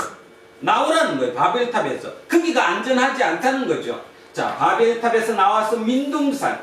자, 특히 또 하나 민둥산은 나무들이 없는 곳이니까 벌거숭이 산이니까 이 깃발이 잘 보인다는 거예요. 그러니까 사람들이 나중에 나는 깃발 못 봤는데 그런 핑계 못 댄다는 거죠. 그죠? 지금 정확하게 보이지 않습니까? 이만큼 잘 살고 뭐가 풍족해지고 나니까 아 이게 아니다는 거 보이지 않아요? 자, 보입니다. 예수의 가치가 보이고 예수의 깃발이 보입니다. 그 깃발로 오라는 거예요. 그들을 부르며 손을 흔들어 그들을 존귀한 자의 문, 존귀한 자의 문. 어디에 그럼 존귀한 자니까 하나님의 문, 하나님 나라의 문이잖아요. 일로 들어가게 하라. 3절. 내가 거룩하게 구별한 자들에게 명령하고 나의 위엄을 기뻐하는 용사들을 불러 나의 노여움을 전하게 하였느니라. 이 내가 누구예요 지금? 하나님. 하나님이 자기가 구별한 자들에게 명령해서 어떻게 하라는 거요? 공격해라라는 거죠. 산에서 무리의 소리가 나며 많은 백성의 소리 같으니 곧 열국 민족이 함께 모여 떠드는 소리라. 자, 우리 아까 창세기 12장에서 11장에서 어떻게 했어요? 하나님이 바벨탑을 무너뜨리는 거. 다시 얘기하면 바벨론에 내린 징계가 뭐예요? 흩어지게 만든 거 아니에요? 흩어지게 만들었잖아요. 자, 근데 그 흩어진 열국 민족이 함께 모여요. 다시 모여요. 함께 모여요. 어디 앞으로 모여요 지금? 예수 그리스도의 깃발 아래로 모여요. 우리는 지금 성령 아래로 모여요. 자, 모여서 함께 떠드는 소리라. 이 정도로 소리가 크다는 거예요. 만군의 여호와께서 싸움을 위하여 군대를 검열하신대요. 얼마나 멋집니까? 여러분이 지금 군인이라니까요. 하나님의 군대 군인이에요. 여기서 여러분 마음을 정하셔야 됩니다. 지금까지 나는 누구의 군인이었냐? 바벨론의 군인이었습니까? 아니면 하나님의 군인이었습니까? 냉정하게. 만약에 내가 지금까지 내가 바벨론의 군대였다면 빨리 나오라는 거예요. 하나님의 군대로. 둘 중에 하나라는 것입니다. 양다리 발 한쪽은 이쪽에 한쪽에 저쪽에 거둘 수 없다는 거예요. 마지막 때는 절대로 그래서는 안 된다는 거잖아요. 자, 그래서 군대를 검열한대요. 5절. 무리가 먼 나라에서 온 나라에서 다 온다 이 말이죠. 흩어졌던 그 무리 중에 다시 하나님께로 돌아온다는 겁니다. 하늘 끝에서 왔으며, 자, 여기 중요한 말 나왔어요. 하늘에서도 왔어요. 죽은 영혼들이, 쉽게 말해서 우리와 같이 육체를 갖지 않았던 그들도 하나님의 군대에 모인다는 거예요. 드라마 같지 않습니까? 무조건 바벨론은 집니다. 이유 불문 바벨론이 하나님의 군대를 이길 수가 없습니다. 이길 수가. 자, 그래서 왔으며 여호와와 그의 진노의 병기라 온 땅을 멸하러 함이로다. 너희는 애곡할지어다. 여호와의 날, 바벨론을 물리치는 날, 바벨론을 심판하는 날, 이날 가까웠으니 전능자에게서 멸망이 임할 것이미로다. 그러므로 모든 손에 힘이 풀리고 각 사람의 마음이 녹을 것이라. 겁먹었어, 그죠? 그 정도 되면. 자, 8절. 그들이 놀라며 괴로움과 슬픔에 사로잡혀 해산이 임박한 여자같이 고통하며 서로 보고 놀라며 얼굴이 불꽃 같으리로다.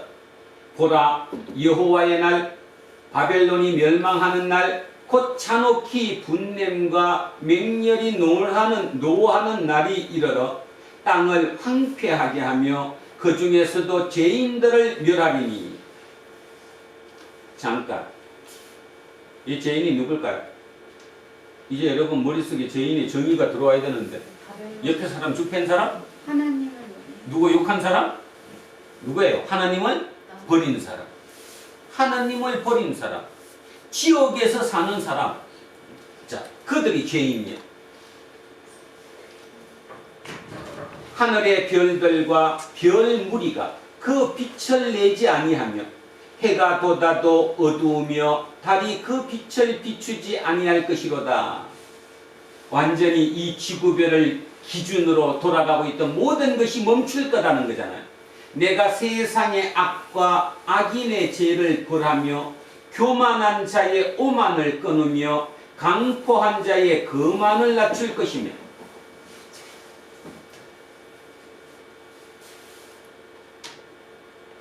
내가 사람을 순금보다 희소하게 하며 인생을 오빌의 금보다 희귀하게 하다. 참 무섭죠? 사람은 순금보다 희소하게 한대요. 인생을 오빌의 금보다 희귀하게 한대요. 쉽게 말해 사람이 많다는 거예요? 적다는 거예요? 적다. 우리는 이들을 누구라고 부르는데? 남은 자잖아요. 이사야서는 끝없이 남은 자의 얘기를 하잖아요. 그 말의 의미는 결코 바벨이 아무리 세도, 바벨탑이 아무리 높아가도, 바벨로니아가 아무리 힘이 세도 결국 남은 자는 남는다 안 남는다? 남는다. 남은 자는 남는다. 그 남은 자 때문에 이 세상은 멸망하지 않고 가고 있다라는 뜻이잖아요. 자, 그래서 이렇게 희소하대. 저는 이거 보면서 머릿속에 어떤 그림이 그려지냐 하면 AI 기계가 더 발달해서 진짜 임계점을 통과해가지고 우리의 인간보다 능력이 뛰어난 어떤 기계가 나온다면 인간은 결국 희소하게 되지 않을까?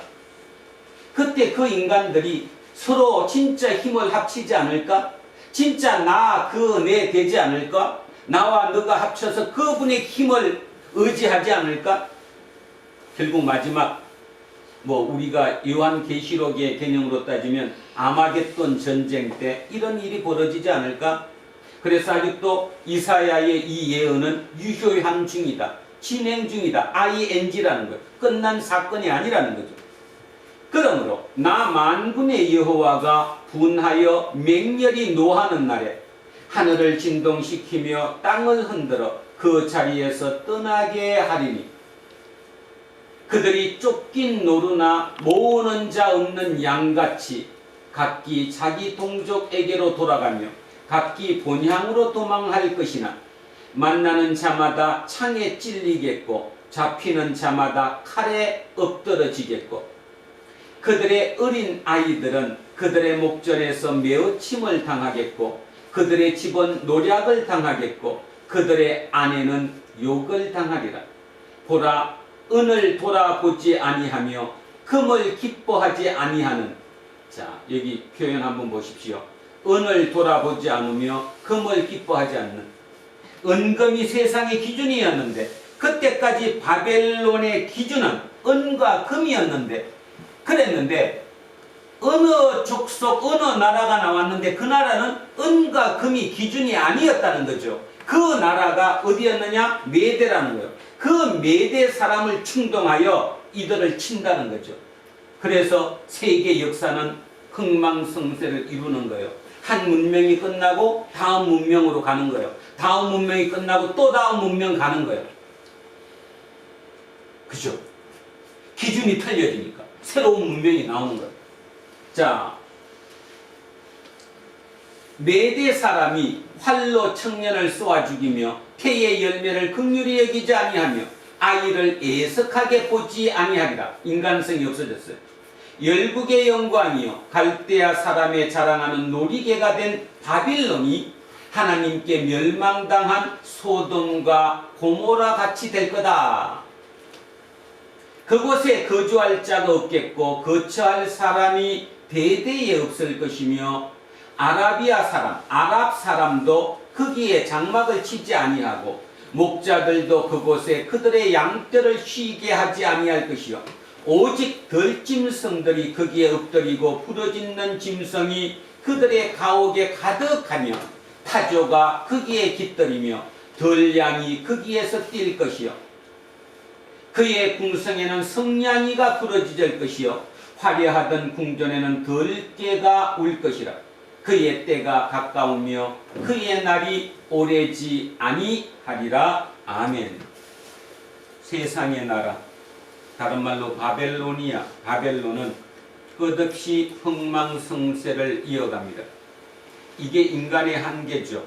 없어지고 나면 또 다른 바벨로니아가 생겨서 또 흥망성쇠로 올라갑니다. 그러다가 다시 쇠하면 또 새로운 바벨론이 나타나죠. 이게 지금까지 인간의 역사라는 거예요. 이 지구별이 그렇다는 거예요. 하나님께서는 이 땅에 하나님의 나라를 만들어 보자. 하나님 나라는 네가 바벨론의 기준을 따르지 않고 하나님의 기준을 따라 살면 그 나라가 하나님 나라가 된다. 그래서 그 갈릴리 바벨론의 맨 밑에 있는, 어쩌면 바벨론이라는 그 도시의 지하에 있는 그 나사렛 힘든 사람들에게 이렇게 설교할 수 있는 거예요. 행복하여라 가난한 자들아, 행복하여라 심령이 가난한 자들아, 하나님의 나라가 너희 것이다. 마무리를 이렇게 하겠습니다. 오늘 성경의 역사를 쭉 이어보니까 심판 이후 새로운 인류의 역사가 시작된 그 노아의 증손자 니므롯에 의해 새로운 영웅호흡을, 카리스마를 가진 리더십이 뛰어난 한 인물이 나타났고, 그 인물이 최초로, 인류 최초로 도시들을 만들었다. 그 도시들을 만들면서 바벨탑을 쌓았고, 그 탑을 기준으로 해서 그들은 요새화했다. 쉽게 얘기하면 인간이 정주하기 시작했다. 그래서 정주하기 시작하다 보니까 거기는 수평이 아니라 수직이 되어버렸다. 제일 중요한 것은 한 입술에서 나오는 그 말이 법이 되는 바람에, 다시 얘기하면 하나님이 없어지는 바람에 인간이 신이 된 곳, 그곳이 바벨론이다. 그래서 하나님은 그렇게 놔두면 안 된다 해서 바벨론을 혁파시켰다. 파괴시켜버렸어. 그러면서 12절에 12장에 바로 그 도시를, 그 바벨로니아를 떠나라고 명령했는데, 그 많은 사람 중에 단 한 사람 아브라함이 그 명령을 따랐고, 아브라함의 인생은 나그네 길의 인생이었다. 그런데도 불구하고 우리는 기독교 신앙에서 그 아브라함을 믿음의 조상이라고 얘기합니다. 또 중요한 것, 이슬람교도 믿음의 조상이 아브라함입니다. 유대교도 믿음의 조상이 아브라함입니다. 세계 75억 인구 중에 아브라함의 종교를 믿는 그 명수가 아마 과반은 훨씬 넘을 것입니다. 그 말은 절대적인 가치를 갖고 있다는 거죠. 자, 그렇다면 도대체 아브라함을 우리가 믿는다는 의미가 무엇일까를 깊이 한번 생각해 보셔야 된다는 거예요. 아브라함을 믿는다는 것은 니므롯을 믿는 게 아닙니다. 인류 역사 성경에 나온 두 유형의 영웅 중에 분명히 우리 마음속의 영웅은 니므롯입니다. 지금도 그렇습니다. 지금도 내가 영웅이 되고 싶으면 니므롯이 되고 싶습니다. 그런데 하나님은 니므롯이 영웅이 아니라 아브라함이 영웅이라고 우리에게 메시지를 주는 겁니다. 이 땅의 삶은 나그네 삶이야. 내 말 듣고 그냥 사는 그 삶에 날마다 행복을 느낄 수 있어. 그 삶에 의미를 둘 수 있어. 이 얘기를 하는 거죠. 그런데도 불구하고 세상의 바벨론은 끝까지 망하지 않습니다. 흥했다가 쇠했다가 또 다른 바벨론이 흥했다가 쇠했다가 끊임없는 이 반복 속에서 우리는 살아갑니다. 그래서 요 근래에 제가 끝없이 주장하는 것, 이 땅은 바벨론이고 그 바벨론은 인간이 하나님을 버린 곳이다.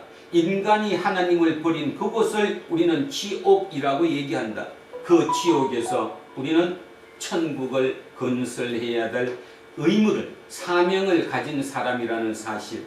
그래서 이후에 하루하루의 삶이, 순간순간의 삶이 바벨론을 따르지 않고 하나님을 따르는 그 삶으로 이어질 수 있도록 날마다 성령님께 능력을 구하는, 성령의 능력으로 살아가는 진정한 나와 너 사이에 그분이 계신다는 그 나그네 삶을 사는 우리 두란노 공동체 모든 식구들이 되시기를 주의 이름으로 축원드립니다. 아멘. 기도하겠습니다. 살아계신 아버지 하나님, 참으로 감사합니다. 지금까지 교회를 다니고 하나님을 믿고 예수쟁이라고 스스로 자부했습니다. 그런데 가만히 돌아보니까 그 예수가 부차적인 신이 아니었는지 그런 생각이 들기도 합니다. 어쩌면 우리의 신은 미무롯이 아니었는지요, 우리의 신은 바벨론이 아니었는지요. 우리는 그 바벨론 속에 살면서도 하나님을 신으로 모시는 사람들이라는 사실을 깨닫게 해 주셔서 참으로 감사합니다. 그 모든 삶을 통해 날마다 기쁨과 감사가 넘치는 삶이라는 믿음의 선진들의 그 고백이 우리들의 고백이 될 수 있도록 성령님 도와 인도하여 주시옵소서.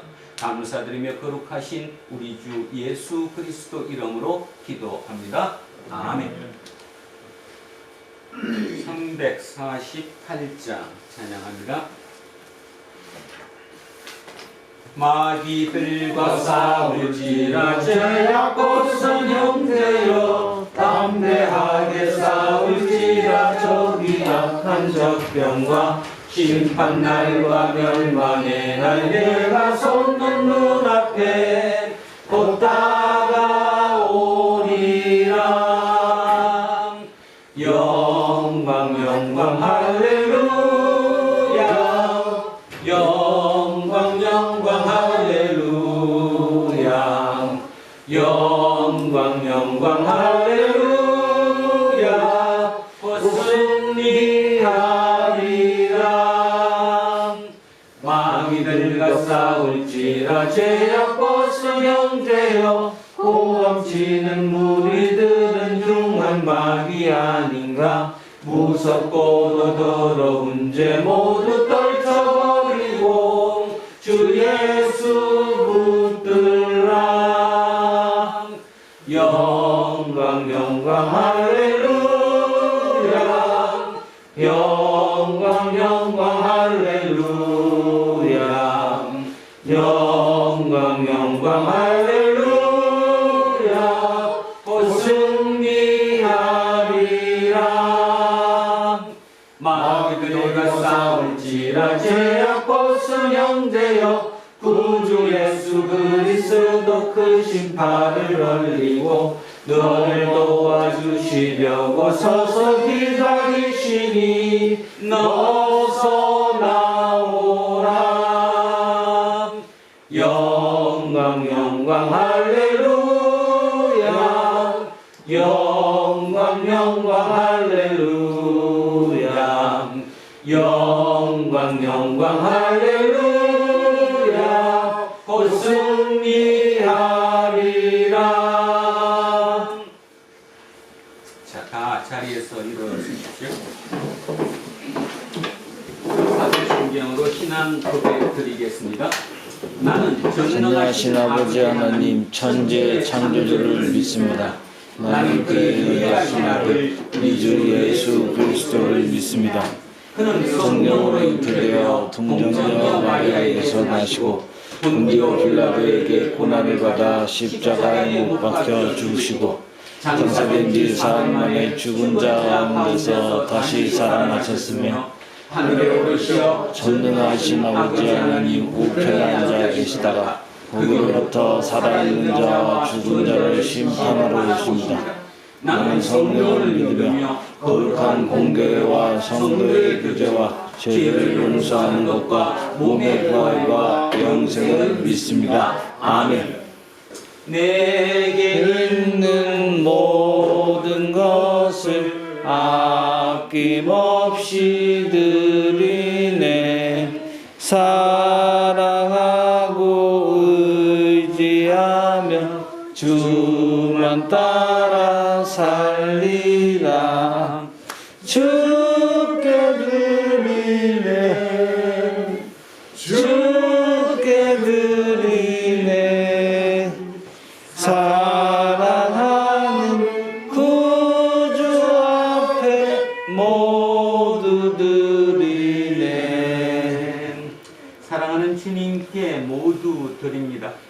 오늘 특별히 하나님께서 우리의 주신 메시지, 지옥에 살더라도 천국을 만들어 가라는, 그리고 이 땅이 지옥이라는 사실, 하나님이 우리를 버리신 게 아니라 내가 하나님을 버린 그곳이 지옥이라는 사실, 우리 교만으로 오만으로 그런 일을 날마다 저지르고 있는 우리, 바벨론과의 그 싸움에서 날마다 승리할 수 있는 우리가 될 수 있도록 그 마음까지, 그리고 내가 항상 지지 않고 이기리라는 그 확신까지 담아 주님께 올려드립니다. 주님 이후의 모든 삶마다 우리 도란노 공동체 모든 식구들 한 사람 한 사람이 바벨론을 딛고 일어서는 그 진정한 하나님 나라 일꾼으로 굳게 설 수 있도록 도와주십시오. 감사드리며 거룩하신 우리 주 예수 그리스도 이름으로 기도합니다. 아멘. 우리는 세상이 읽고 있는 성경이다. 우리는 세상이 원하는 신앙 고백이다. 우리는 세상이 관심 갖는 서유다. 하늘에 계신 우리 아버지, 아버지의 이름을 거룩하게 하시며 아버지의 나라가 오게 하시며 아버지의 뜻이 하늘에서와 같이 땅에서도 이루어지게 하소서. 오늘 우리에게 일용할 양식을 주시고 우리가 우리에게 잘못한 사람을 용서하여 준 것 같이 우리 죄를 용서하여 주시고 우리를 시험에 빠지지 않게 하시고 악에서 구하소서. 나라와 권능과 영광이 영원히 아버지의 것입니다. 아멘.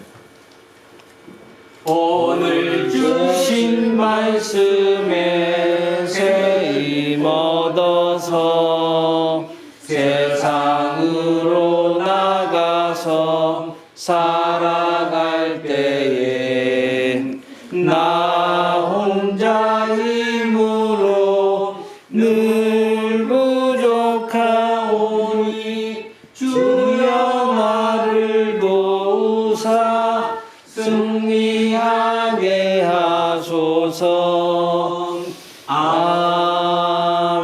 아멘. 이제 성탄 후 첫째 주일이자 2021년 마지막 주일의 공동 예배가 끝났습니다.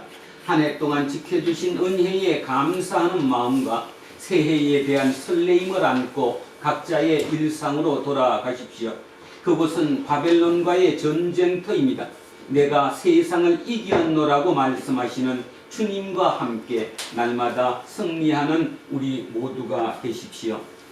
이제는 우리 주 예수 그리스도의 은혜와 하나님 아버지의 영원하신 사랑과 성령님께서 함께 하시고 우리를 이끄시니 오늘 이곳에 고개 숙인 우리 모두에게와 자녀들과 가정 위에, 일터와 사업체 위에, 그리고 이 나라 이 민족 위에 이제로부터 영원토록 함께 하시기를 간절히 축원하옵나이다. 아멘.